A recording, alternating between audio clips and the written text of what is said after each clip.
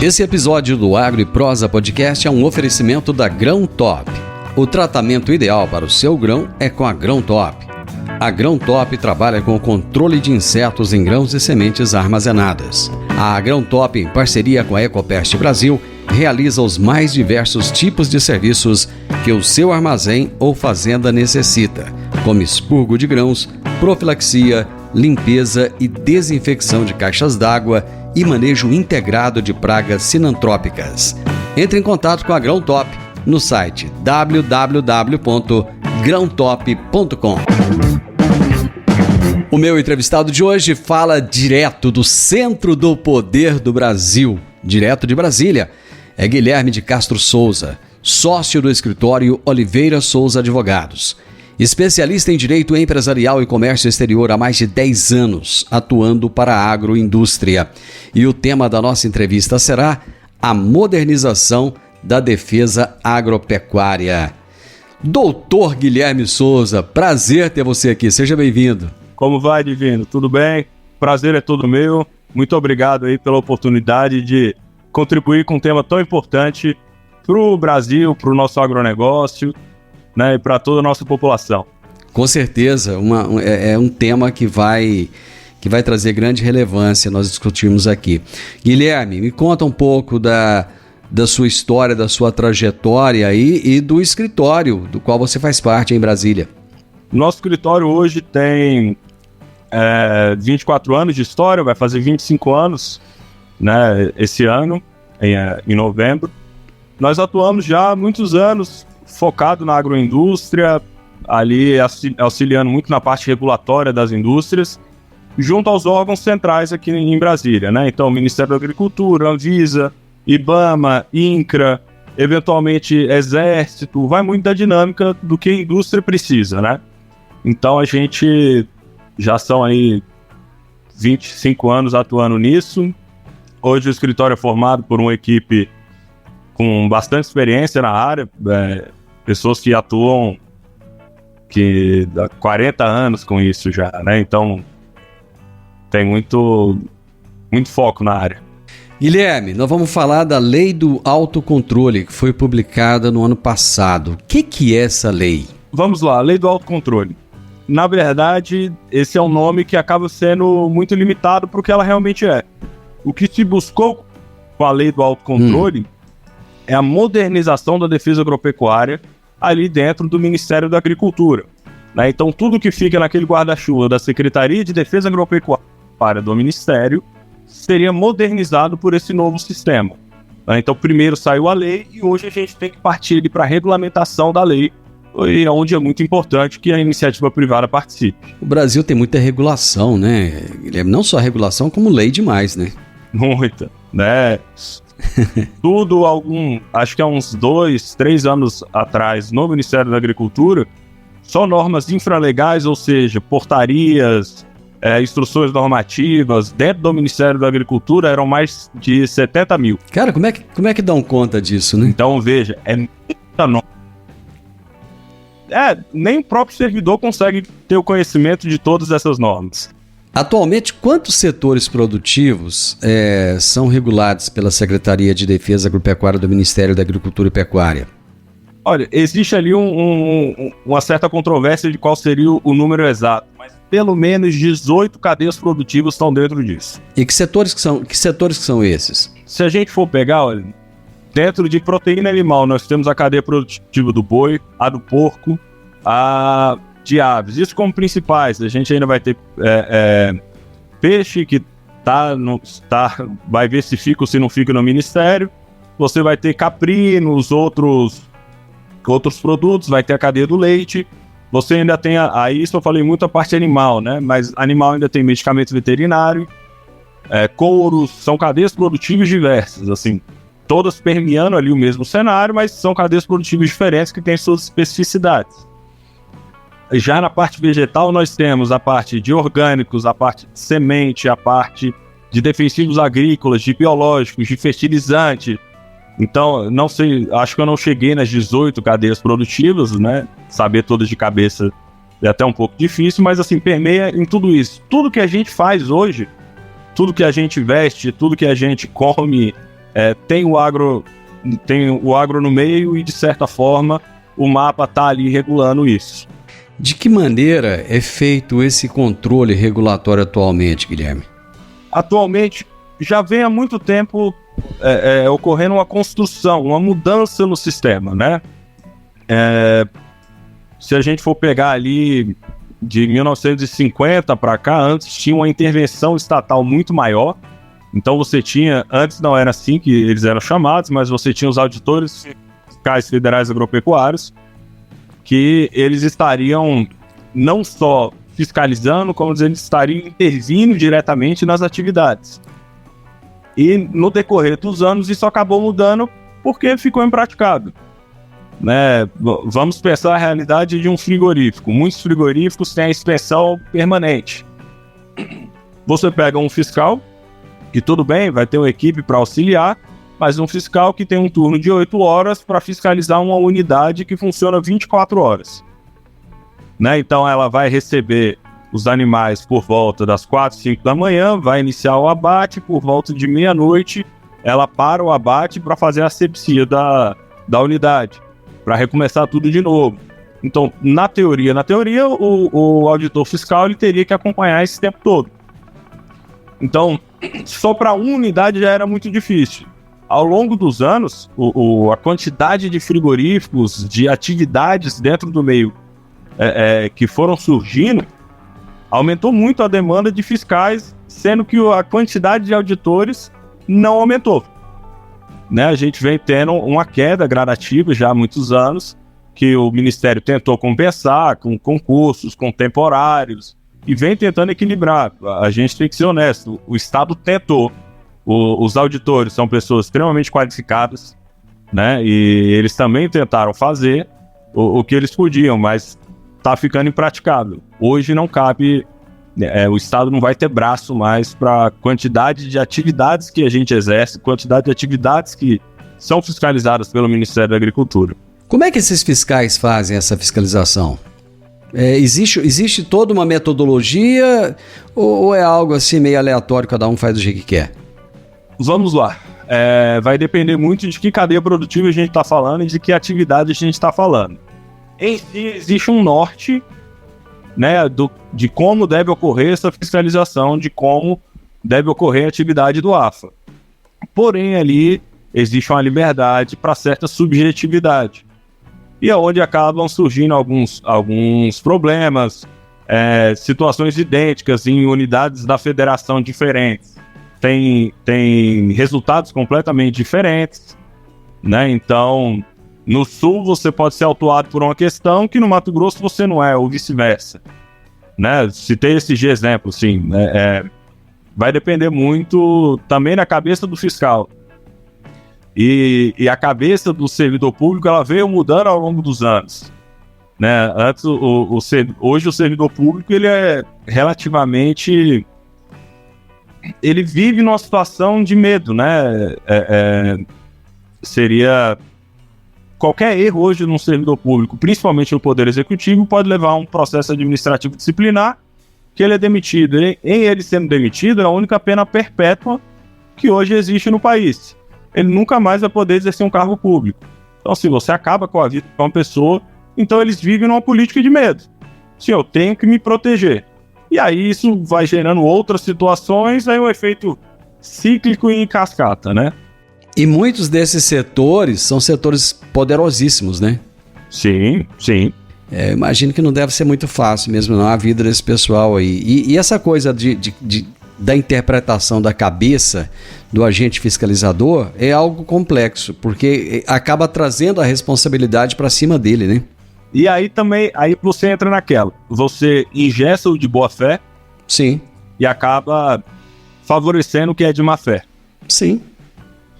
Porque em qualquer setor, qualquer atividade, nós temos essa realidade. Tem pessoas de bem, pessoas que têm má fé. Infelizmente, a gente tenta todo dia criar meios de filtrar essas pessoas, né? De separar o joio do trigo. Mas isso acontece, assim como tem na própria iniciativa privada, pessoas de bem, pessoas que não são tão assim. Então, você sempre tem que equilibrar a situação, né? Mas não é fácil. Hoje, não é fácil para ninguém. A verdade é essa, assim, essa modernização ela vem num momento muito bom, porque ao longo desses últimos anos, né, esses 10 anos que eu acompanho Ministério da Agricultura, você vê um número de autuações aumentando, então muito autos de infração, né, o processo de auto de infração hoje nós temos muito mais, processos administrativos e disciplinares contra os servidores aumentaram muito, e os processos administrativos de responsabilização de pessoa jurídica, que corre também ali no Ministério, a pessoa jurídica tem que se defender, a empresa, também aumentaram. Então, quando você pega um sistema que ele é feito e ele fica baseado em autuações e punições, é a clara demonstração de que o sistema tem uma falha. Não, a gente achar que funciona por dar muita multa é uma concepção um pouco errada. Quer dizer que o sistema não está funcionando na realidade.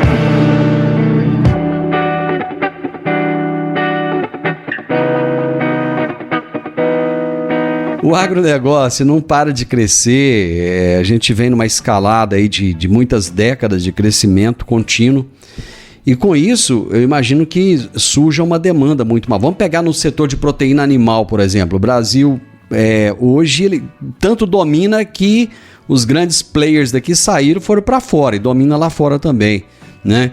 O número de agentes fiscalizadores, pelo que eu entendi você falando aí, não é suficiente, então, para atender essa grande demanda e esse crescimento do agro. Não, de forma nenhuma. Não dá conta. Foi feito um cálculo, eu não vou me recordar agora, mas que eles falaram do déficit. Eu tenho um levantamento, não me recordo se é do TCU, tudo. Mas se você contratar 600 AFAs, não seria o suficiente. Tá? O nosso crescimento ele é paulatino, quase geométrico, se você for pegar. Quantas unidades frigoríficas nós temos funcionando hoje no Brasil? É difícil até de responder, mas... Pois é, mas o Estado não vai contratar o tanto que precisa. O que essa lei traz de novo que vai suprir essa deficiência de pessoal e que vai mudar nessa metodologia em que cada um faz aquilo que ele interpreta na cabeça dele? Vamos lá, então. É até bom a gente pontuar uma questão. O autocontrole em si não é uma novidade, tá? Todas as cadeias produtivas, elas já têm um sistema de autocontrole. E o que busca?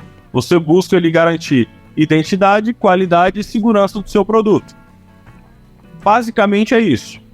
Todos os setores produtivos, hoje ali do Ministério da Agricultura, eles têm alguma forma de autocontrole. No nível mais elevado ou no nível um pouco menos elevado. Mas ele já existe. Então, o que a lei traz? A lei, ela veio, a grande inovação é a lei. Então, não se trata só de autocontrole, como a gente conversou, mas quais os mecanismos ali que a lei traz.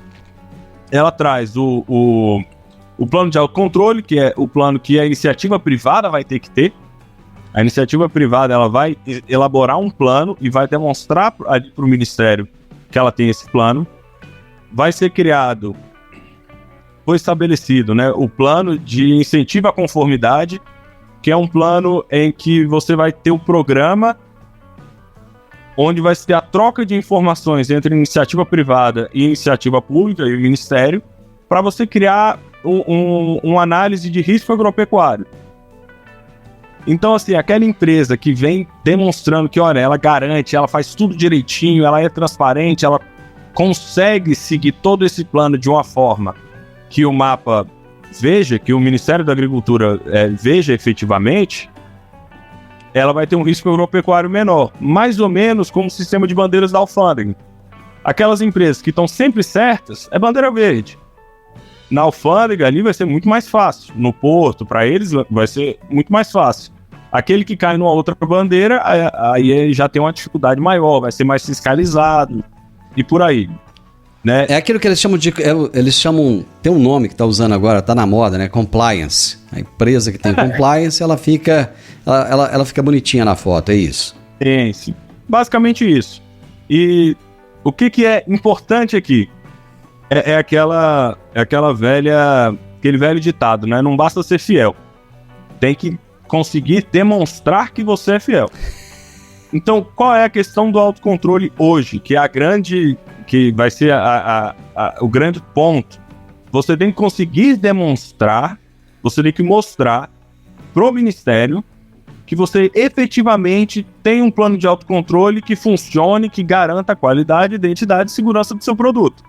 Então não basta você ser, você vai ter que mostrar. Tá? Então, é a mulher do César, né? É. Tá. Mas essa é a questão, você tem que mostrar. Não basta você ser. Você vai ter que mostrar para o Ministério. E aí o Ministério vai te auditar. Mais ou menos hoje como a Receita Federal. Receita Federal, como que funciona? Ela não tem um auditor para cada pessoa física ou cada pessoa jurídica no país. Seria impossível ela ter isso. Então, nós fornecemos os dados da forma que ela estabelece que nós temos que fornecer. E aí passa por sistemas, hoje eletrônicos, inteligência artificial, que vai aquela malha fina que dizem, né? E se houver alguma inconsistência, aí sim o auditor entra.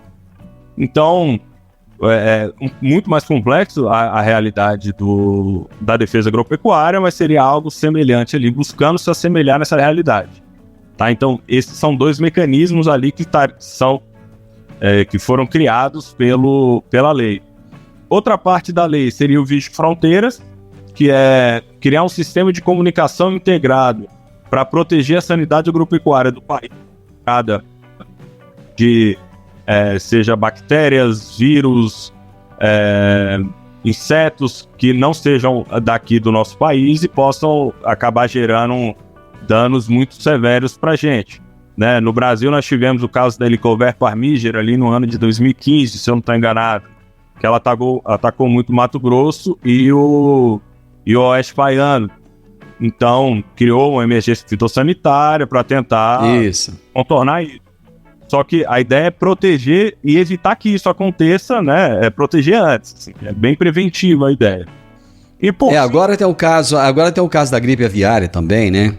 O caso da gripe aviária, que é um pouco mais complexo, considerando que animais selvagens estão trazendo a doença aqui pra gente. Né? Porque encontraram animais migratórios, como que a gente controla? Então é um desafio, é muito importante. E aí um bom sistema de autocontrole vai possibilitar com que as empresas se protejam. Na verdade, Guilherme, o que o governo está fazendo é terceirizar a responsabilidade. O que acaba não sendo assim de todo ruim, porque quando o governo para de ficar ali te aporrinhando no dia a dia, isso é uma coisa até boa, ele te dá mais liberdade para trabalhar. E as empresas, elas estão muito conscientes hoje, que se elas não fizerem a coisa direito, elas estão fora do mercado, né? O que eu entendo é que, na verdade, está se passando protagonismo para quem tem que ser o protagonista. Quem é o mais preocupado com a imagem da empresa? A própria empresa. Quem quer garantir que aquele produto entregue o que ele está prometendo? A própria empresa. Né? Então, assim, a realidade é que hoje a gente está buscando uma forma de tirar um pouco o Estado da nossa atividade do dia a dia, então tirar aquela intervenção mais incisiva, para que eles só nos fiscalizem, nos audite. Mas para isso, aí é onde a indústria tem que entender, ela vai ter que saber criar esses dados da forma adequada para se proteger. Né? Não vai ser... Vai facilitar por um lado, mas por outro lado vai dificultar. A quem mais é dado, muito mais será cobrado, né? A grande verdade é essa. Perfeito. Você havia falado de inteligência artificial. Como é que a inteligência artificial poderá ser usada e que benefícios ela pode trazer nesse caso? Eu acho que a inteligência artificial ela é uma realidade para qualquer atividade hoje, né? Assim, não importa se seja indústria, se é serviço, jornal, marketing, tudo hoje você vai ter que utilizar a inteligência artificial. A inteligência artificial, ela consegue aumentar o controle, ela consegue facilitar a obtenção de informações e dados para você tomar as medidas necessárias. Isso para o privado, isso para o público. Então, como que eu vejo que ela vai auxiliar? Num primeiro momento, ela vai onerar, com certeza, essa questão de implementar efetivamente a inteligência artificial vai acabar onerando um pouco, porque você tem aquele primeiro trabalho de saber como inserir a informação e que informações você tem que inserir. A partir do momento em que isso ficou fechado, isso ficou bem estabelecido, aí é um processo automático. É um processo que vai se retroalimentando e vai otimizar muito as atividades, né? Inclusive para proteger e melhorar o seu serviço.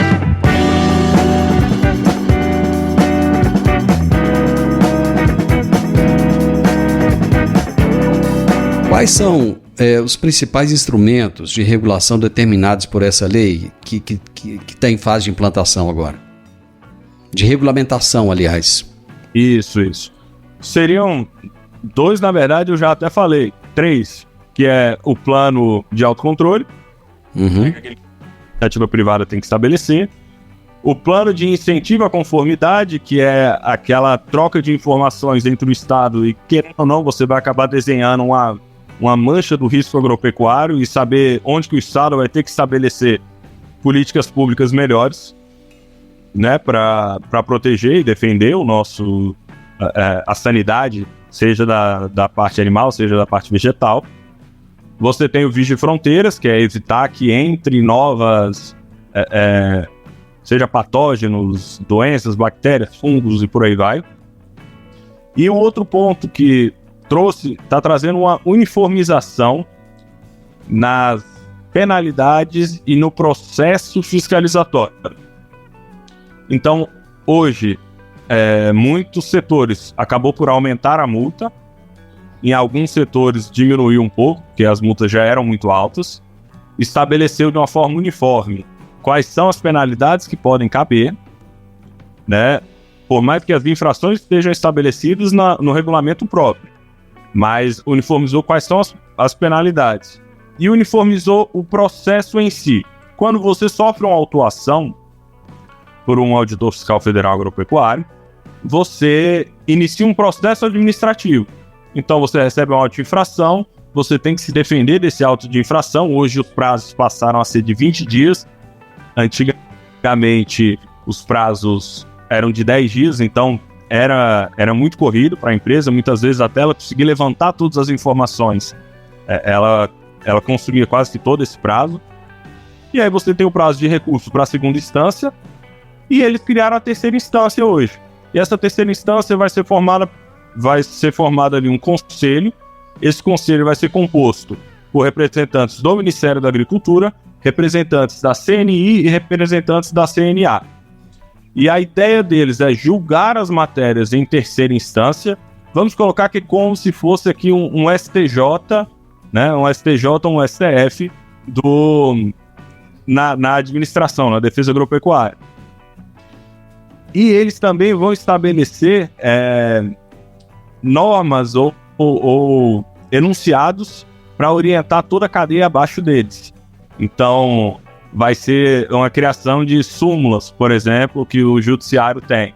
Então, é uma uniformização jurisprudencial para orientar todo mundo que está abaixo. Isso foi criado, isso ainda não foi regulamentado. Então, é um ponto que tem que ser trabalhado ainda. O Brasil está cheio de boas intenções e cheio de leis bem intencionadas, mas que muitas vezes não funcionam. Lá no fundinho do seu coração, você acredita mesmo que todos esses instrumentos vão possibilitar uma melhoria no sistema? Eu acredito que é necessária essa atualização, tá? Como a gente falou, o Estado não tem braço, e por muito tempo foi interessante para o setor privado ter o Estado avalizando tudo que ele fazia. Principalmente quando a gente fala ali de comércio exterior.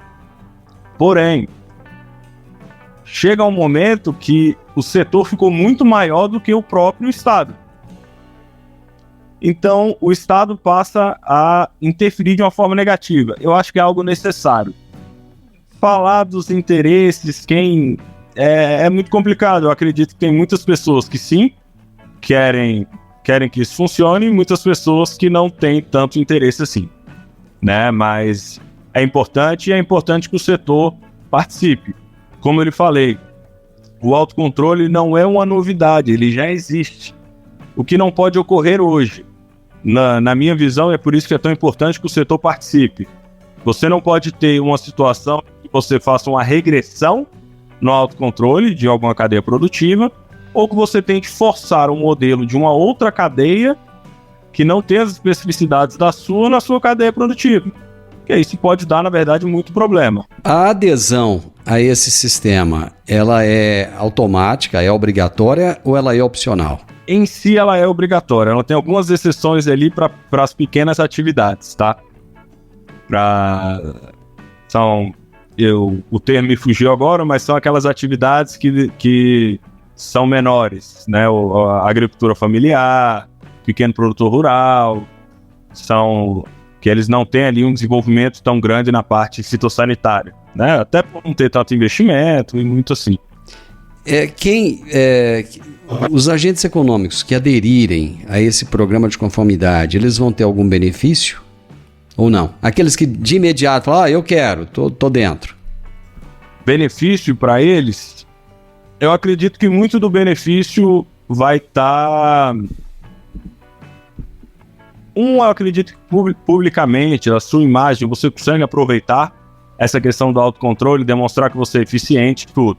Mas principalmente o programa de incentivo à conformidade, ele vai gerar ali uma lista do risco agropecuário. Então você vai ser ranqueado. A sua empresa vai acabar sendo ranqueada ali. Então, esse pode ser um benefício, por mais que a lista não seja pública, você pode colocar, olha, eu estou entre os 10 de menor risco agropecuário. Guilherme, você tratou bem desse assunto, hein? Pegou um assunto extremamente complexo, deu um show de informação aqui. Parabéns mesmo por ter conseguido traduzir todo esse arcabouço de informações aí. E eu gostei. Muito obrigado, viu? Obrigado mesmo. Eu que agradeço, espero ter contribuído efetivamente. Para informar a população, é importante isso. O pequeno produtor pode achar que ele não vai ser afetado, mas se você está numa cadeia do leite ou você está numa cadeia de orgânico, você tem que entender que o autocontrole vai te afetar. Né? Então, eu espero ter contribuído aí da melhor forma. Você contribuiu sim, e ajudou a abrir os olhos. Eu acho que isso é que é importante, abrir os olhos das pessoas para aquilo que vai acontecer. Porque muitas vezes o pequeno, ele pensa exatamente isso. Isso aqui só vale para o grande. E quem acaba pagando o pato no final das contas é o pequeno, porque o grande ele tem como se proteger. O grande ele tem como se adequar rapidamente, né? E o pequeno não. Ele vai se adequar a duras penas. Meu amigo, muito obrigado. Foi um prazer ter você aqui. E com certeza conversaremos outras vezes sobre outros assuntos. Muito obrigado, viu? Um abraço. Abraço. Eu conversei com o Guilherme de Castro Souza, que é sócio do escritório Oliveira Souza Advogados, especialista em direito empresarial e comércio exterior. Há mais de 10 anos ele atua para a agroindústria e nós falamos a respeito da modernização da defesa agropecuária. O podcast Agro e Prosa tem o objetivo de falar do agronegócio de forma fácil, simples e descomplicada. Diariamente conversamos com os maiores atores do agro e abordamos os mais diversos assuntos de interesse de produtores rurais, técnicos, pesquisadores, profissionais da área e simpatizantes do agronegócio. Se você gosta do nosso podcast, então você pode nos ajudar. É muito simples. Basta seguir-nos nas principais plataformas de streaming e também no YouTube. Se você deixar um gostei, compartilhar os episódios e deixar um comentário, já vai nos ajudar muito a dar relevância tanto ao podcast quanto ao canal. E o mais importante de tudo, nos siga para receber notificações de novos vídeos e episódios. Um grande abraço para você e até a nossa próxima prosa.